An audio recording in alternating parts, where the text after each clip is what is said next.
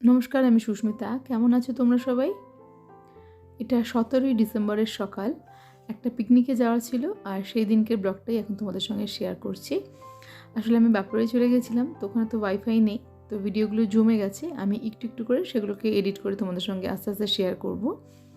আর 17ই ডিসেম্বরের দিন আমরা যাব পিকনিকে। আমি যে মর্নিং ওয়াকে যাই, সেই মর্নিং ওয়াকের একটা গ্রুপের সঙ্গে আজকে পিকনিক। মর্নিং ওয়াকে অনেকগুলো গ্রুপ আছে, আর সবগুলো গ্রুপের সঙ্গেই আমাদের খুব ভালো যোগাযোগ। তো অন্যান্য গ্রুপেরাও যখন পিকনিক করবে, তখন যদি আমি তাদের সঙ্গে থাকি, তখন তোমাদেরকে আবারও সবার সঙ্গে পরিচয় করিয়ে দেবো। আর আজকে যারা পিকনিক করছেন, তাদের মধ্যে বেশিরভাগ জনই হচ্ছে কলেজের প্রফেসর বা স্কুল টিচার, এরকম। তারা রিটায়ার্ড করে গেছেন, আমার বাবার থেকেও বয়সে বড়। একজন হচ্ছেন লালবাবা কলেজের প্রফেসর, যিনি রান্নাবান্নার দায়িত্বে রয়েছেন। আসলে ওনারা এখন খুব ঝাড়াঝাপটা হয়ে গেছেন, কারণ ছেলেরা সব বড় হয়ে গেছে, বাইরে চলে গেছে। এখন তাদের রিটায়ার্ড লাইফ।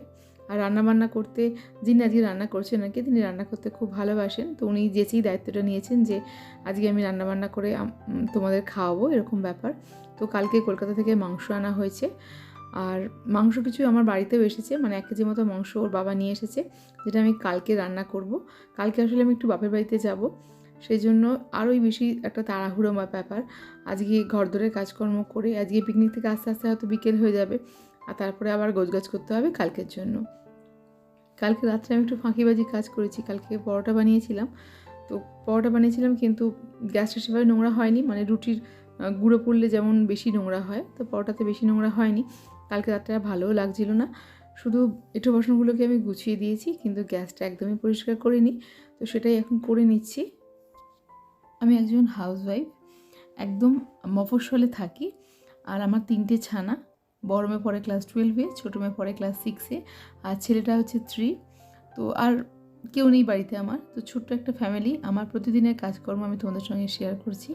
যদি ভিডিওটা ভালো লাগে তাহলে অবশ্যই এটা লাইক করো, চ্যানেলটাকে সাবস্ক্রাইব করে পাশে থাকো।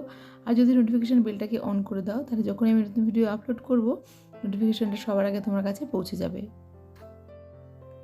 সকাল থেকে আমার কর্তামশাই তাড়া দিয়েই যাচ্ছে, তোমার কেন এত দেরি হচ্ছে, আজকের দিনেও কেন এইসব কাজ করছো। আসলে ওরা ঠিকমতো বোঝে না, বাসি কাজগুলো তো সারতেই হয়। যতই পিকনিকে যাই না কেন, আমি কি ঘর ধরে এইভাবে রেখে দিয়ে যেতে পারবো কখনো?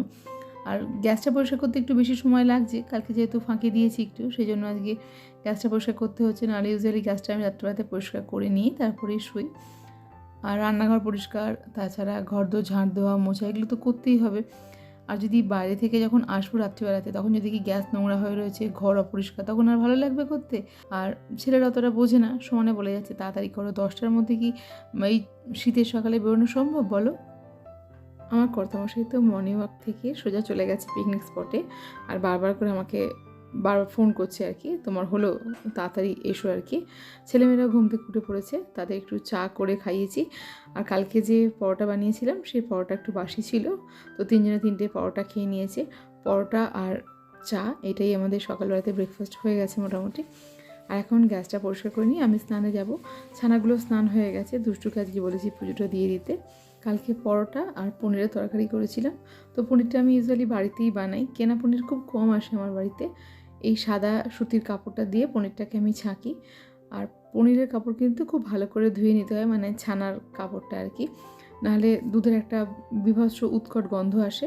তো আমি ভিম জেল দিয়ে কিন্তু কাপড়টাকে ভালো করে ধুয়ে নিয়ে মেলে দিয়েছি, আর শুকনো করে আবার ভালো ডিবেতে সেটাকে তুলে রাখি, কারণ ডাইরেক্ট ওর মধ্যে ছানাটা ঢালবো, সেই জন্য একটু ভালো করে গুছিয়ে পরিষ্কার করে রাখতে হয়।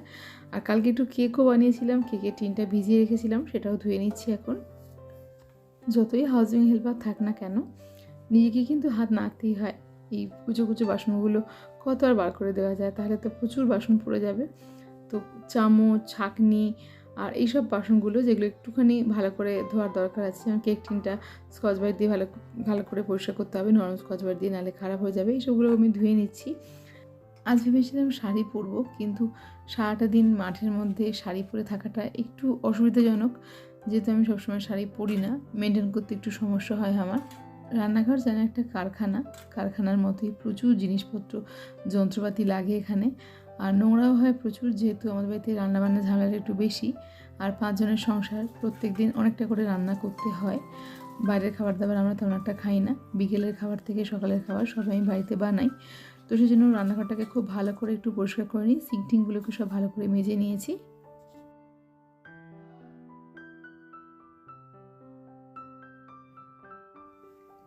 ঘরটা মুছেও নিয়েছি একটু, সেটা তোমাদের সঙ্গে শেয়ার করলাম না।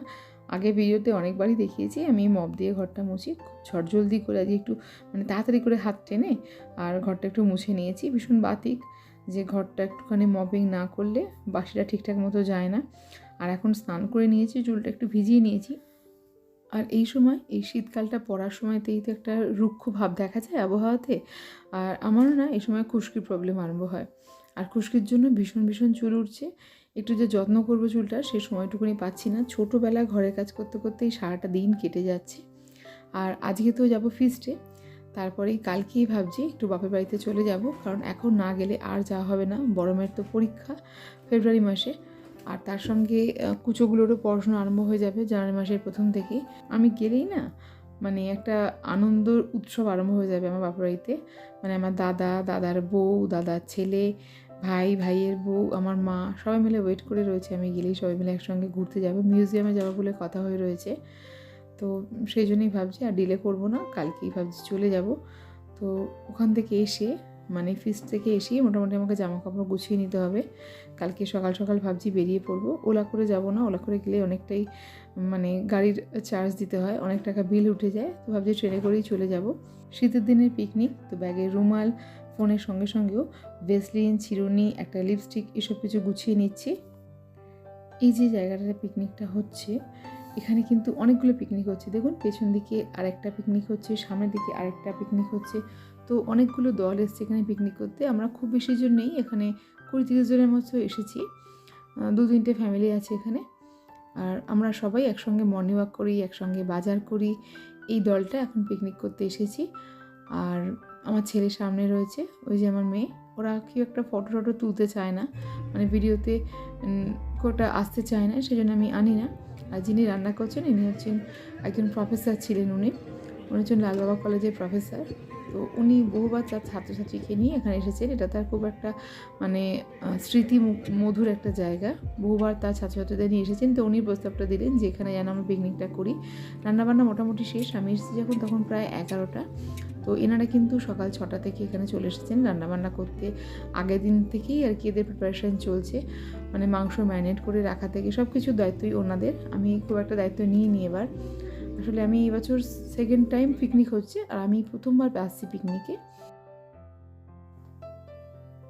আমার ছেলেমেয়েরা ছাড়াও আরও 2-3টি বাচ্চা রয়েছে, তাদের জন্য অনেকগুলো গেমের আয়োজনও করা হয়েছিল।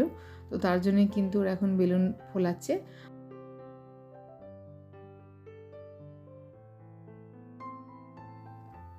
চারিদিকে এত বক্স বাজছে, সেই জন্য আমি সাউন্ডটা মিউট করে দিয়েছি যাতে কপিরাইট স্ট্রাইক না চলে আসে।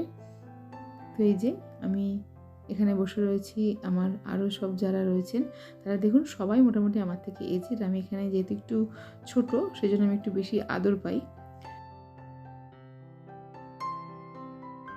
কাছাকাছি এবং ইয়েলো রিবনটা থাকবে একটু কম্পিউটার থেকে আরেকটু ডিস্টেন্সে। ব্লু রিবনের জন্য থাকবে 1 পয়েন্ট আর ইয়েলো রিবনের জন্য থাকবে 2 পয়েন্ট। এটা অপশনাল থাকলো, যে যেটা খুশি চয়েস করতেই পারে। পরবর্তী নেহা ব্রাহ্মণ, পরবর্তী প্রতিযোগিনী জ্যোৎস্না ধর, আপনি রেডি থাকুন। রানিং শীট পুরস্কার দিচ্ছেন বিশ্বনাথ দাস মহাশয়। আমাদের প্রথম গেম। এখানে এত সুন্দর যে একটা চমৎকার পার্ক রয়েছে, আমি কোনোদিন আসিনি এই পার্কে।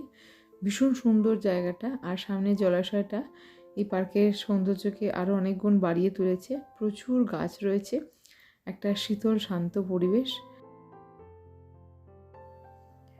যে কোনো জায়গায় যদি কতগুলো গাছ বসিয়ে দেওয়া হয় না, সেই জায়গার যে সৌন্দর্য সেটা শত শত গুণ বেড়ে যায়। দেখো কত সুন্দর দেখতে লাগছে জায়গাটা, পরিষ্কার পরিচ্ছন্ন, এত সুন্দর গাছ, মানে আমার এত ভালো লাগছে, মনটা একদম জুড়িয়ে যাচ্ছে যেন। আর এত বড় মনসা গাছ আমি কোনোদিন দেখিনি, মানে ক্যাকটাস আর কি, আমি কোনোদিন দেখিনি এত বড় ক্যাকটাস। এ দেখো কত বড় একটা ক্যাকটাস, দেখতে বেশ ভালো লাগছে। তবে রাতের বেলা ব্যাপারটা বেশ বিপজ্জনক বলে আমার মনে হয়, যদি কেউ না জেনে জায়গাটা চলে আসে তাহলে তার বিপদ হতে পারে।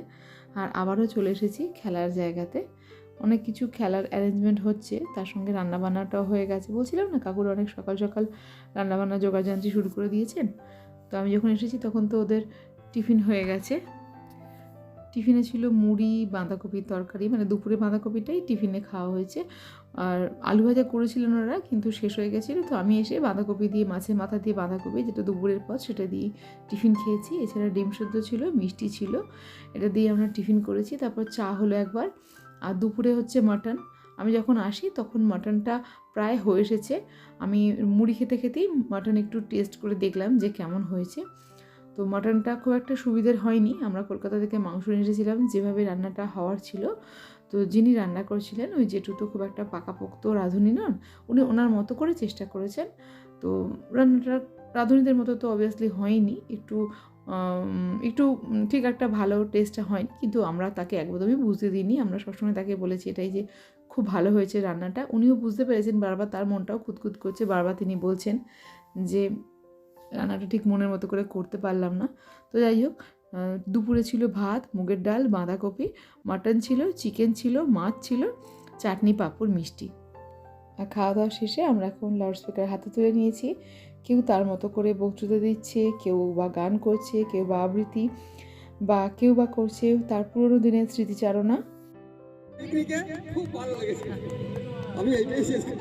আমাদের হারুনকে কাটাতে হতো, কিন্তু সেই হারুনের জায়গায় আমরা গোপাল ভাটা খেলাম কার জন্য? সেই আমাদের রেসপেক্টেড জয়দার জন্য ছোট করে এত মানে আপনজনের মতো ব্যবহার সবার থেকে পেয়ে আমি আপ্লুত। অনেক ধন্যবাদ জানাচ্ছি সবাইকেই যে এত সুন্দর একটা প্রোগ্রাম অ্যারেঞ্জ করার জন্য। আর আমার ছেলেমেয়েরা তো ভীষণ আনন্দ করেছে। পরের বার আরও বেশি সংখ্যক লোক যদি এখানে যোগ হয় তাহলে আরও আনন্দ হবে। আর রান্নাবান্নার দায়িত্ব আমি পরের বার থেকে নেবো, সকাল সকাল চলে আসবো, যাতে এবার করতে পারিনি।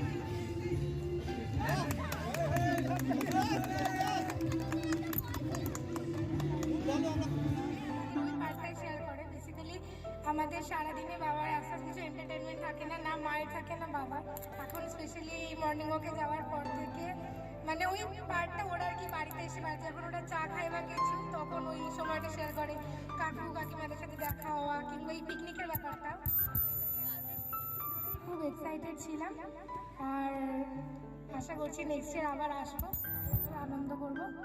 আর এটাই।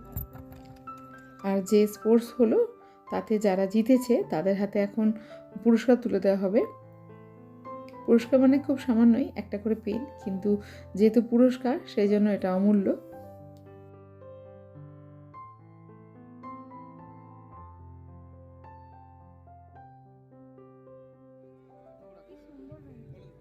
আসুন সবাই, আসুন সবাই, সবাই এসো, সবাই এসো, সবার জন্য প্রায় 5:30-6টা বাজে এখন বাড়ি চলে এসেছি। আর বাড়ি এসেই চা বসাতে চলে এসেছি রান্নাঘরে, যেখানে বাসনপত্রগুলো রেখে গেছিলাম দেখো সেখানেই রয়েছে, সেগুলোকে একটু গুছিয়ে নেবো। সকালে যেহেতু আমার কর্তামশাই মর্নিং ওয়াকে যায়, তো ভীষণই ক্লান্ত হয়ে যায়, দুপুরে একটু তার ঘুম চাই। আজকে সারাদিন যেহেতু পিকনিকে ছিলাম, একটু রেস্ট হয়নি, এসে ঘুমিয়ে পড়েছে। কিন্তু আমার আবার চট করে ঘুম আসে না, আমি একদমই রাত্রিবেলা শোবো। আর মাঝখানে এখন আর শুলে হবে না, কারণ খুচরো কিছু কাজ আছে, সেগুলো সারতে হবে। কালকে ভাবছি বাপের বাড়িতে যাবো, বলছিলাম না তোমাদেরকে, সেই জন্য একটু জামা কাপড়গুলো ভাবছি গুছোবো। কালকে যখন ফিস্টের মাংস আনতে গিয়েছিল, তখন আমার বাড়ির জন্য কিছুটা মাংস নিয়ে এসেছে। তো কালকে সকাল সকাল উঠে সেই মাংসটা, মাটনটা রান্না করব। আমরা সবাই লাঞ্চটা এখানেই করে নেব, নিয়ে ও বাড়ির জন্য কিছুটা মাংস নিয়ে যাব। আর মেয়ে আর হাজব্যান্ডের জন্য কিছুটা তুলে রেখে দেবো, তাহলে নিশ্চিন্ত ওরা কটা রুটি এনে নিলেই ওদের ডিনারটা হয়ে যাবে। তো কালকে প্রচুর কাজ রয়েছে, আর ওখানে গেলে বেশ কটা দিন আমি কিন্তু ভিডিও দিতে পারবো না, তার কারণ ওখানে ওয়াইফাইয়ের ব্যবস্থা নেই। তবে আমি ভিডিওটা করে আনবো, এসে তারপর একটা একটা করে ভিডিও তোমাদের সঙ্গে শেয়ার করব।